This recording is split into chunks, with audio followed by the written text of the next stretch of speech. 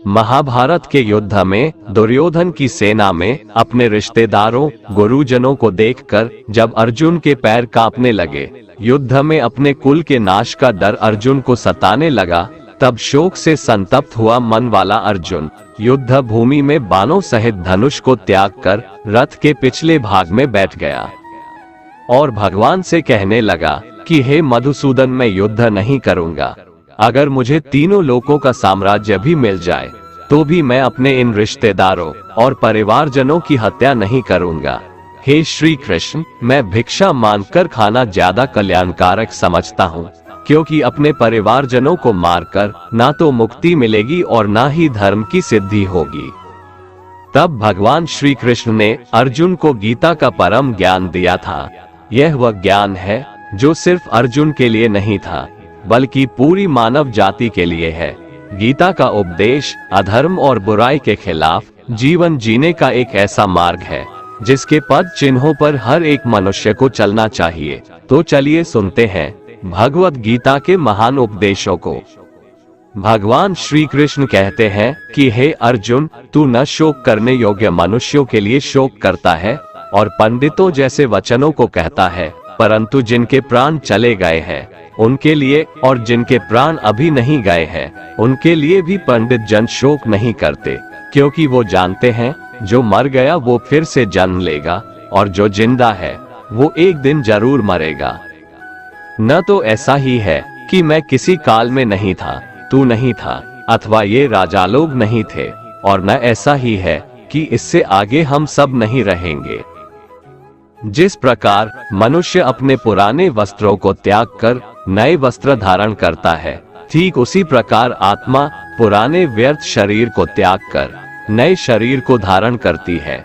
ये प्रकृति का नियम है। इस सत्य को स्वीकार करके भयमुक्त होकर आज में जीना चाहिए।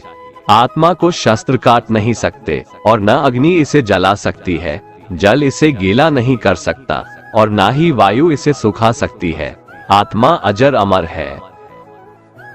हे अर्जुन, जो इस आत्मा को मारने वाला समझता है तथा जो इसको मरा मानता है, वे दोनों ही मूर्ख हैं, क्योंकि यह आत्मा वास्तव में न तो किसी को मारता है और न किसी के द्वारा मारा जाता है।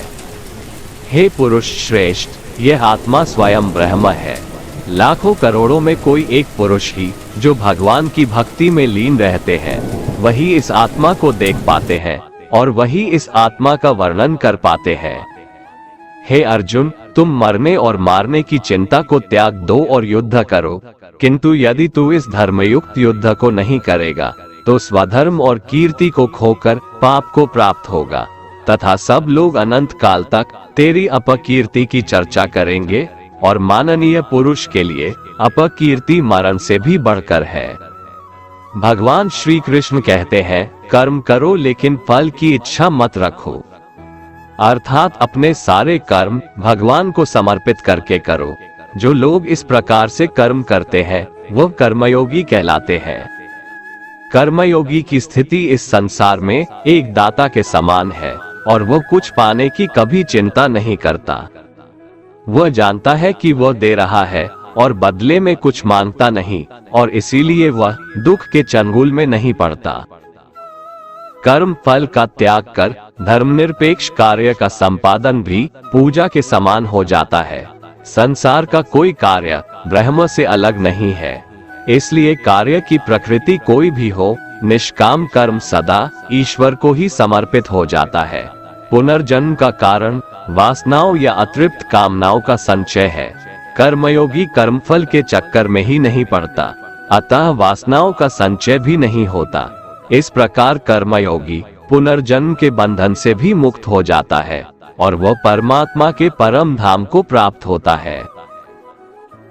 हे अर्जुन, दुखों की प्राप्ति होने पर जो कभी विचलित नहीं होता, सुखों की प्राप्ति में जो सदैव शांत रहता है तथा जिसके राग, भय और क्रोध नष्ट हो गए हैं, ऐसा मनुष्य मुनि के समान है। जिस प्रकार कछुआ सब ओर से अपने अंगों को समेट लेता है, वैसे ही मनुष्य जब अपनी इंद्रियों को सब ओर से समेट लेता है तो उसे मुनि समझना चाहिए। क्रोध से भ्रम पैदा होता है, स्मृति में भ्रम हो जाने से बुद्धि का नाश हो जाता है, और बुद्धि का नाश हो जाने से उस पुरुष का पतन हो जाता है। जिस प्रकार हवा के झोंके नाव को भटका देते हैं, ठीक उसी प्रकार मनुष्य की इंद्रियां उसकी बुद्धि को भटका देती है। भगवान श्री कृष्ण कहते हैं, जिस प्रकार समुद्र की स्थिति अचल है, भारी से भारी आंधी तूफान आने पर या अनेक नदियों के जल प्रवाह उसमें प्रविष्ट होने पर भी वो अपनी स्थिति से विचलित नहीं होता, मर्यादा का त्याग नहीं करता, उसी प्रकार परमात्मा के स्वरूप में स्थित योगी की स्थिति भी सर्वथा अचल होती है।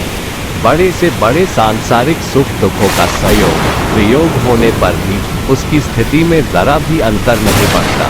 वह योगी परमात्मा में नित्य निरंतर अटल और एकरस स्थित रहता है। हे अर्जुन, कोई भी मनुष्य किसी भी काल में क्षण मात्र भी बिना कर्म किए नहीं रहता, क्योंकि सारा मनुष्य समुदाय कर्म करने के लिए ही पैदा हुआ है।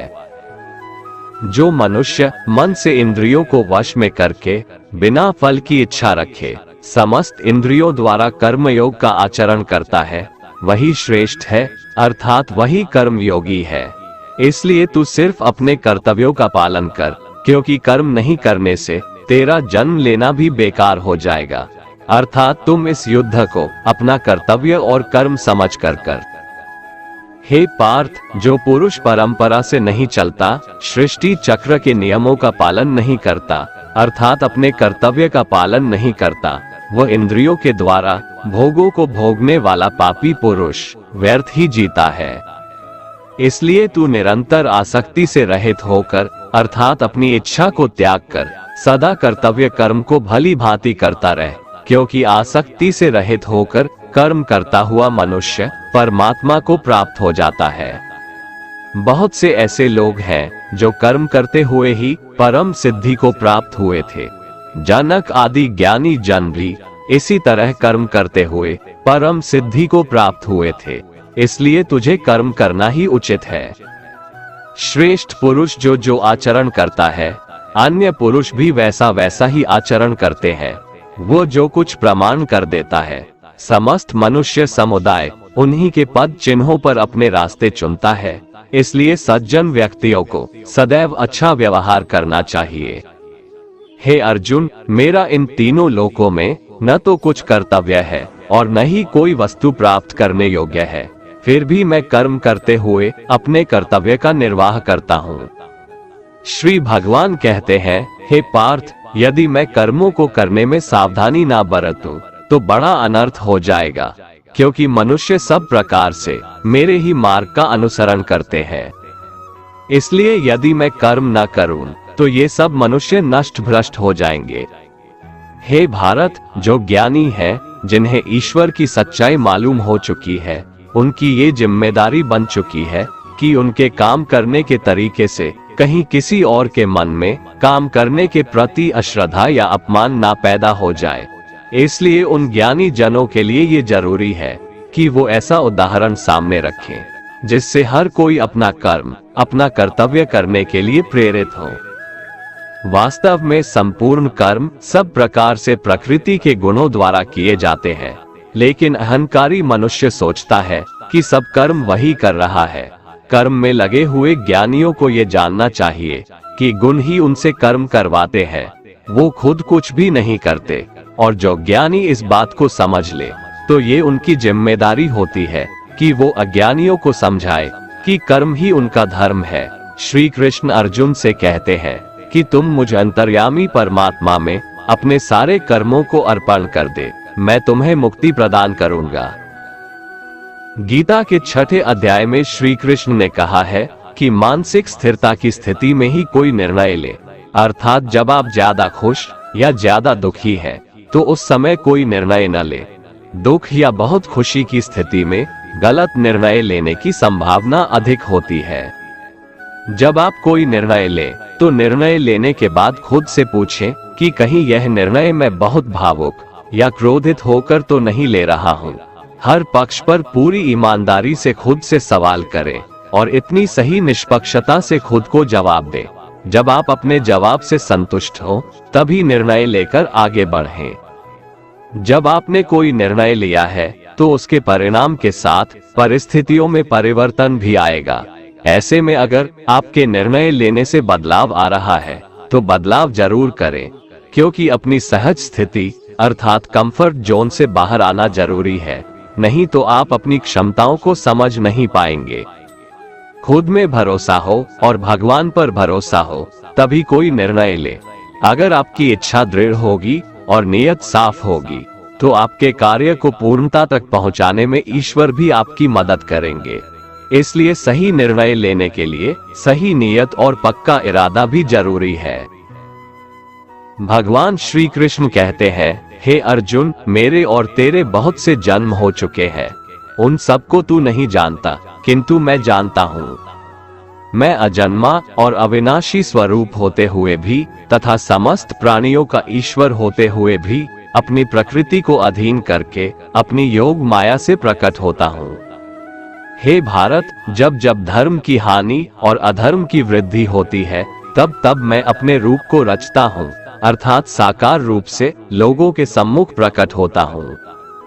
साधु पुरुषों का उद्धार करने के लिए, पाप कर्म करने वालों का विनाश करने के लिए और धर्म की अच्छी तरह से स्थापना करने के लिए मैं युग युग में प्रकट हुआ करता हूँ। हे अर्जुन, मेरे जन्म और कर्म दिव्य है, अर्थात निर्मल और अलौकिक है। इस प्रकार जो मनुष्य इस तत्व को अच्छे से जान लेता है वो शरीर को त्याग कर फिर जन्म को प्राप्त नहीं होता, किंतु मुझे ही प्राप्त होता है। पहले भी जिनके राग, भय और क्रोध सर्वथा नष्ट हो गए थे और जो मुझ में अनन्य प्रेम पूर्वक स्थिर रहते थे, ऐसे मेरे आश्रित रहने वाले बहुत से भक्त उपर्युक्त ज्ञान रूप ताप से पवित्र होकर मेरे स्वरूप को प्राप्त हो चुके हैं। अपना काम बनाने के लिए लोग आपकी तारीफ करेंगे, आपसे रिश्ता बनाने की कोशिश करेंगे, लेकिन उनके व्यवहार को सच मानकर अगर आप फंस जाएंगे तो आगे चलकर आपको ही नुकसान होगा। अक्सर आपको चोट वही लोग पहुंचाते हैं जो आपके अपने होते हैं, जो आपके दिल के ज्यादा करीब होते हैं। गीता का ये सबसे महत्वपूर्ण ज्ञान है, क्योंकि महाभारत की लड़ाई पराये लोगों में नहीं थी, यह एक ही परिवार की लड़ाई थी। चाहे आप किसी की मदद करो या मत करो, लेकिन जानबूझकर कभी किसी का दिल नहीं दुखाना चाहिए, क्योंकि जब किसी का दिल आपकी वजह से दुखता है तो हमेशा याद रखना कि आपको भी वो दर्द एक दिन जरूर मिलेगा। कभी भी किसी भी चीज की अति नहीं करनी चाहिए। कोई भी चीज हद से ज्यादा मत करना। किसी से प्रेम या नफरत भी हद से ज्यादा मत करना, क्योंकि किसी भी चीज की अति आपको ही नुकसान पहुंचाएगी। इसलिए जीवन को संतुलन के साथ जीना चाहिए। जो आपके साथ अधर्म करे, पाप करे, गलत करे, उसे सजा जरूर देना चाहिए। अगर आप उसे सहते हैं तो वो आपके साथ और गलत करता है और आप उससे भी बड़े पाप के भागीदार बन जाएंगे। इसलिए ज्ञानी व्यक्ति को चाहिए कि वो अपने साथ हो रहे गलत का विरोध करना सीखे। भगवान श्री कृष्ण कहते हैं, जो इंसान अपनी रक्षा खुद नहीं कर सकता या फिर अपनी रक्षा करने का प्रयास भी नहीं करता, ऐसे मनुष्यों की रक्षा भगवान भी नहीं करते। जो इंसान खुद के महत्व को नहीं जानता, वैसे इंसान को कोई भी महत्व नहीं देता है। बुरा इंसान कभी अपनी बुराई नहीं छोड़ता। आप चाहे उसके साथ कितना भी अच्छा चलो, वो आपको तकलीफ जरूर देगा। इसलिए जो जैसा है उसके साथ वैसा ही व्यवहार करना चाहिए। जो इंसान समय की कदर नहीं करता, समय भी उस इंसान की कदर कभी नहीं करता है, और वैसा इंसान जीवन में कभी भी सुख, शांति और सफलता को प्राप्त नहीं कर पाता है। संगति का मनुष्य के जीवन पर बहुत गहरा प्रभाव पड़ता है। अच्छा इंसान अगर बुरे लोगों के संगत में रहेगा तो वो भी एक दिन बुरा बन जाएगा। इसलिए हमेशा अच्छे लोगों के संगत में रहें। इस दुनिया में हारे हुए इंसान की, तकलीफ में पड़े हुए इंसान की कोई मदद नहीं करता, और अगर कोई इंसान थोड़ा सा सफल हो जाए तो उससे कोई खुश नहीं होता। इसलिए अपना दुख किसी को बताओ मत और अपनी खुशी किसी के आगे जताओ मत। हे अर्जुन, जिसके संपूर्ण कर्म, बिना कामना और संकल्प के होते हैं तथा जिसके समस्त कर्म ज्ञान रूप अग्नि के द्वारा भस्म हो गए हैं, अर्थात जो कर्मों के बंधन से मुक्त हो चुके हैं, जिन्हें परमात्मा की प्राप्ति हो गई है, उस महापुरुष को ज्ञानी जन भी पंडित कहते हैं। जो पुरुष समस्त कर्मों में और उनके फल में आसक्ति का सर्वथा त्याग करके संसार के आश्रय से रहित हो गया है और परमात्मा में नित्य तृप्त है, उसके लिए भगवान की भक्ति के अलावा और कोई कर्म नहीं रह जाता है, अर्थात वह कर्म करते हुए भी वास्तव में कुछ भी नहीं करता। जिसने अपने मन और इंद्रियों को जीत लिया है और जिसने समस्त भोगों की सामग्री का परित्याग कर दिया है, ऐसा आशा रहित पुरुष केवल शरीर संबंधी कर्म करता हुआ भी पापों को नहीं प्राप्त होता है। जिसको बिना मांगे जो मिले उसी में संतुष्ट रहता है, जो न किसी से ईर्ष्या करता है और न द्वेष, जो सुख दुख को एक समान भाव से देखता है, ऐसा मनुष्य कर्म योगी कहलाता है। जिसकी आसक्ति सर्वथा नष्ट हो गई है, जो अपने देह पर अभिमान नहीं करता और जो ममता से रहित हो गया है, जिसका चित्त निरंतर परमात्मा के ज्ञान में स्थित रहता है, वैसा कर्मयोगी अपना कर्म यज्ञ की तरह करता है और मोक्ष को प्राप्त होता है। जो अपना सब कुछ परमात्मा को अर्पित कर देता है, जिसके लिए परमात्मा ही सब कुछ है, जो अपने हर कर्म में परमात्मा को देखता है और हर कर्म परमात्मा के लिए करता है, वैसा कर्मयोगी मोक्ष का अधिकारी होता है। कभी कभी जो हो रहा है उसे होने दो, क्योंकि ईश्वर ने हमारी सोच से बेहतर हमारे लिए सोच रखा है। याद रखिए, ये वक्त भी गुजर जाएगा, बुरे के बाद अच्छा वक्त आएगा, क्योंकि सुबह होने से पहले रात बहुत अंधेरी होती है। जिंदगी मुफ्त में कभी किसी को कुछ नहीं सिखाती। जब कोई कहता है कि मुझे जिंदगी ने सिखाया है, तो यकीन मानिए उस सबक की उसने बहुत बड़ी कीमत चुकाई होगी। जिस दिन आपको अपना मूल्य खुद पता चल जाएगा, उस दिन के बाद से आपको किसी के द्वारा की गई प्रशंसा और निंदा से कोई फर्क नहीं पड़ेगा। उस दिन आप अपने साथ खुश रहना सीख जाओगे। आपका बीता हुआ कल भले ही कष्टों से भरा हो, लेकिन आने वाली कहानी अभी भी आपके ही हाथों में है। अगर सही मायने में आप अपना जीवन बदलना चाहते हो, तो सबसे पहले आपको अपना मन बदलने के लिए तैयार रहना होगा। भगवान श्री कृष्ण कहते हैं, मनुष्य का मन वायु की तरह चंचल है। यह मन ही है जो मनुष्य को काम वासनाओं की तरफ भटकाता रहता है। अगर जीवन को सफल बनाना है तो मन पर काबू करना बहुत जरूरी है। मन को वश में करने से दिमाग की शक्ति केंद्रित होती है, जिससे कार्यों में सफलता मिलने लगती है। गीता के अनुसार जिस व्यक्ति ने अपने मन पर काबू पा लिया, वह मन में पैदा होने वाली बेकार की चिंताओं और इच्छाओं से भी दूर रहता है। साथ ही व्यक्ति अपने लक्ष्य को भी आसानी से प्राप्त कर लेता है। अगर मन को वश में नहीं करोगे तो वह तुम्हारा सबसे बड़ा शत्रु बन जाएगा। कुछ समस्याएं जो हमारे पास है, उसके बारे में सोचकर दुखी होने से अच्छा है कि हम ये सोचकर खुश रहें कि दुनिया में बहुत सी ऐसी समस्याएं हैं जो हमारे पास नहीं है। जीवन जीने के दो रास्ते हैं, चिंता और चिंतन। कुछ चिंता में जीते हैं तो कुछ चिंतन में। चिंता में जीने वाले हजारों हैं, पर चिंतन में जीने वाले दो चार ही। चिंता खुद ही एक मुसीबत है और चिंतन उसका समाधान। इसलिए चिंतन करो, चिंता नहीं। अगर आप परेशानियों से गुजर रहे हैं तो एक बात याद रखना, सितारे कभी अंधेरे के बिना नहीं चमकते। जो मनुष्य न तो किसी से घृणा करता है और न ही किसी की इच्छा करता है, वह सदा सन्यासी ही समझने योग्य है, क्योंकि ऐसा मनुष्य राग द्वेष आदि सभी द्वंद्वों को त्याग कर सुख पूर्वक संसार बंधन से मुक्त हो जाता है। हे कुंती पुत्र अर्जुन, इंद्रिय और इंद्रियों के संयोग से उत्पन्न होने वाले ये भोग प्रारंभ में सुख देने वाले होते हैं और अंत में यही इंद्रियों के विषयों का भोग दुख का कारण बनता है। इसी कारण तत्वज्ञानी कभी भी इंद्रिय सुख नहीं भोगता है।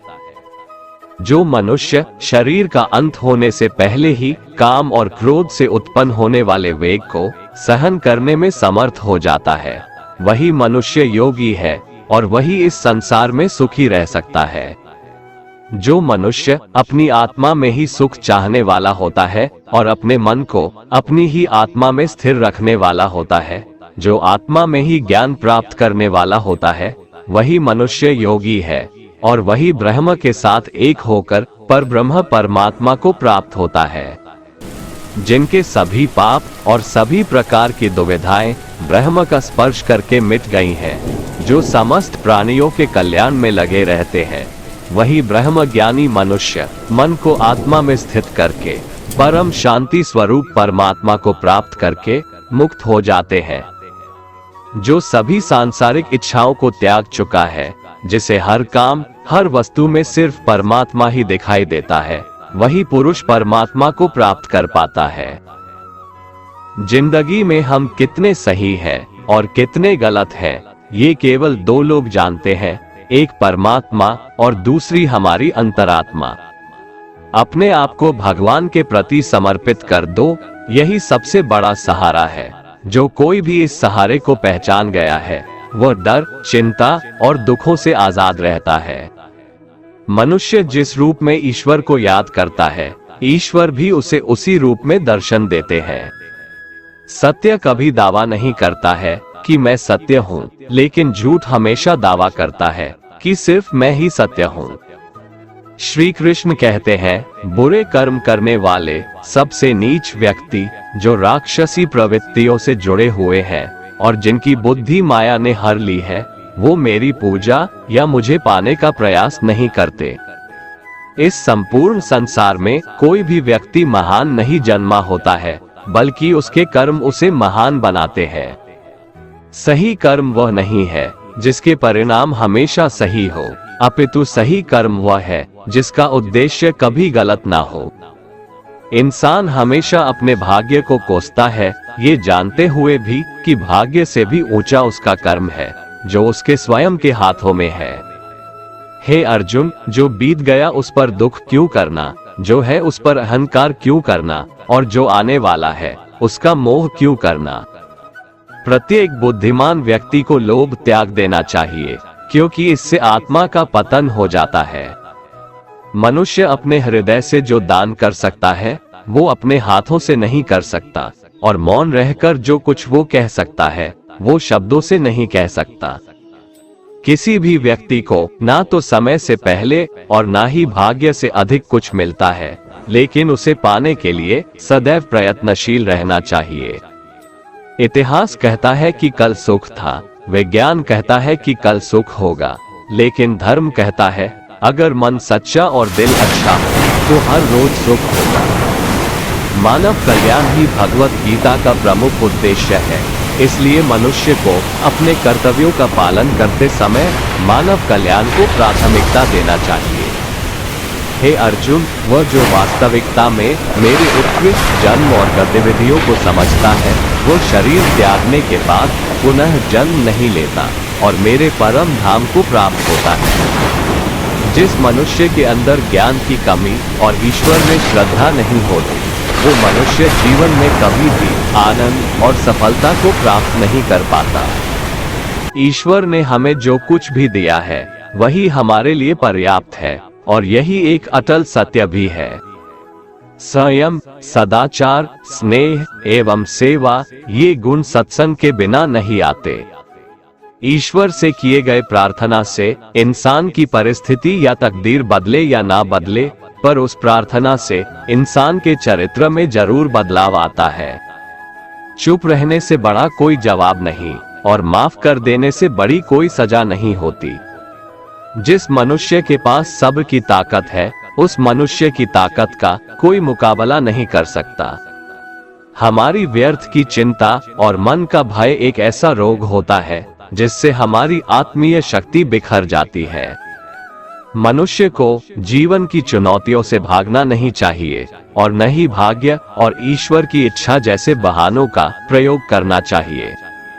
हे अर्जुन, तुम्हारा क्या गया जो तुम रोते हो? तुम क्या लाए थे जो तुमने खो दिया?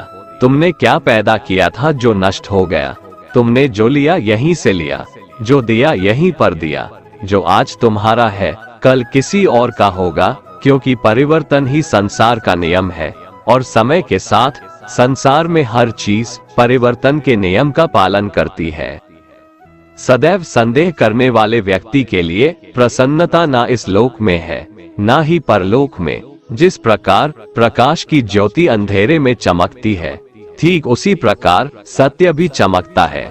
इसलिए व्यक्ति को सदैव सत्य के मार्ग पर चलना चाहिए।